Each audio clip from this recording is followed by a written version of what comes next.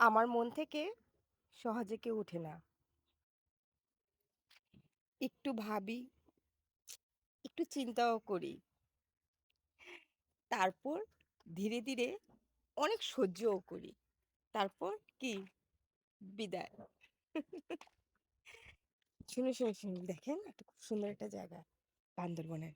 এই ১ম আসলাম। এটার মূলটা কি জানেন?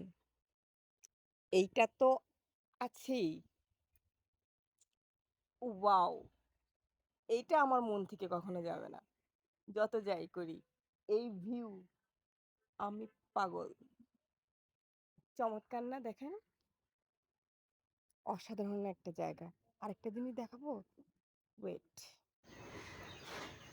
এই যে বলেন, সবাই তো চিনেন। কিন্তু এটার বিশেষত্ব হলো এটা ছিলকাও ছিলা লাগে না। পেয়ারার মতো খেয়ে ফেলো। এত মিষ্টি আর এই গাছটার মধ্যে মনে হয় কোনো জায়গা বাদ নেই। ছোপায় ভরা। কি যে ভালো লাগতেছে আমি অবশ্য একটা পাইছি।